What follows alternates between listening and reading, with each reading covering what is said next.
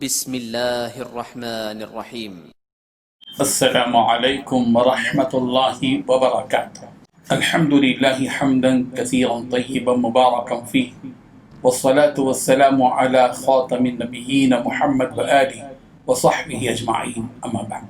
حاضرین و ناظرین، یہ درس نمبر 813 ہے اور آج سورہ توبہ کی 2 آیتوں کی تلاوت اور تشریح کی جائے گی، آیت نمبر 95 اور 96، 95 and 96۔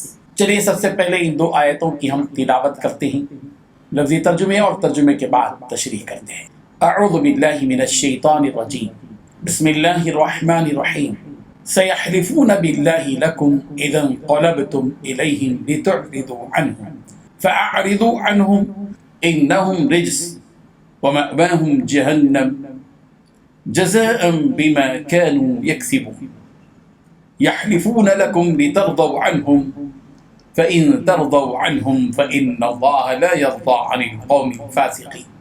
صدق اللہ العظیم۔ لفظی ترجمہ یوں ہے، عن قریب یا سیحلفون، عن قریب وہ قسمیں کھائیں گے، باللہ اللہ کی، لکم تمہارے سامنے، اذ جب، انقلبتم تم لوٹ کر جاؤ گے، الیہم ان کی طرف، لتعرضوا تاکہ تم درگزر کرو، عنہم ان سے، فاعرضوا چنانچہ تم درگزر ہی کرو، عنہم ان سے، انہم یقیناً وہ، رجس ناپاک ہیں، ومأواہم اور ان کا ٹھکانہ، جہنم جہنم ہے، جزاء بدلے میں، بما کانوا ان کاموں کے جو وہ یکسبون کماتے تھے، یحلفون وہ قسمیں کھائیں گے، لکم تمہارے لیے، لتعرضوا تاکہ تم راضی ہو جاؤ، لترضوا تاکہ تم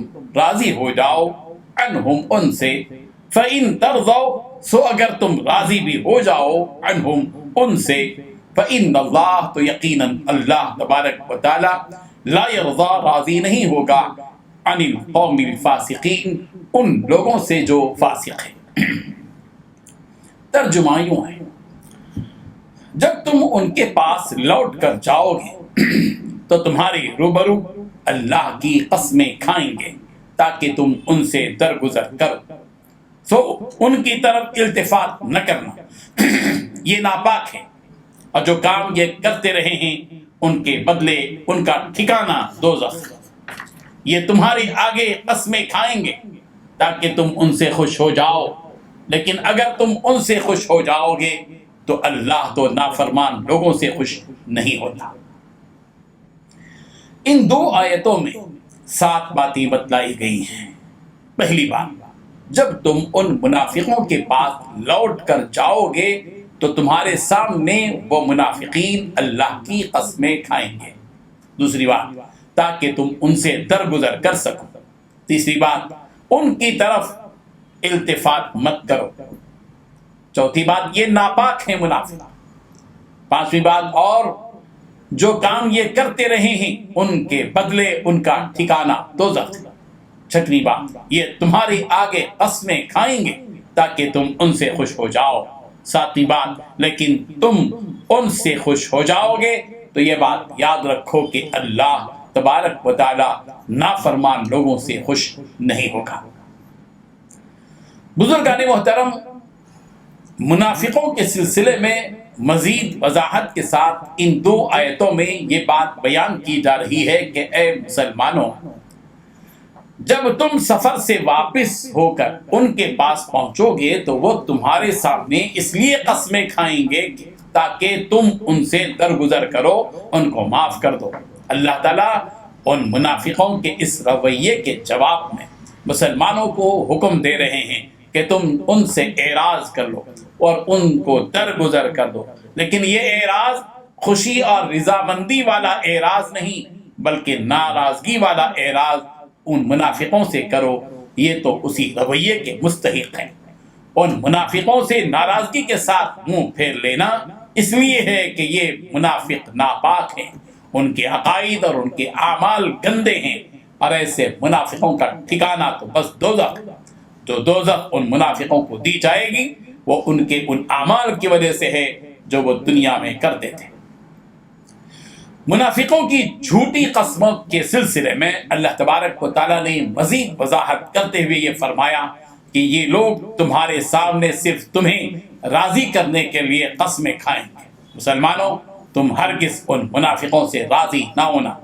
اگر بالفرض تم ان منافقوں سے راضی اور خوش بھی ہو گئے تو تمہاری اس رضامندی سے ان منافقوں کا کچھ بھی فائدہ نہیں ہوگا، اس لیے کہ مسلمانوں کی رضامندی سے بڑھ کر اللہ تعالیٰ کی رضامندی ہے، اور اللہ تبارک و تعالیٰ کا دستور ہے کہ فَإِنَّ اللَّهَ لَا يَرْضَىٰ عَنِ الْقَوْمِ الْفَاسِقِينَ، اللہ تعالیٰ نافرمان لوگوں سے راضی نہیں ہوتا۔ صاحب معالم التنزیل فرماتے ہیں کہ یہ حدیث جد ابن قیس اور معتب ابن قشیر اور ان کے ساتھیوں کے بارے میں نازل ہوئی۔ یہ کل 80 آدمی تھے جو اپنے نفاق کی وجہ سے جنگ تبوک میں شریک نہیں ہوئے تھے۔ جب رسول رحمت صلی اللہ علیہ وسلم مدینہ منورہ تشریف لائے تو آپ صلی اللہ علیہ وسلم نے مسلمانوں کو حکم دیا کہ ان لوگوں کے ساتھ نہ اٹھیں اور نہ بیٹھیں اور نہ ہی ان سے بات کریں، گویا مسلمانوں کو ان منافقوں سے سماجی بائیکاٹ کا حکم دیا۔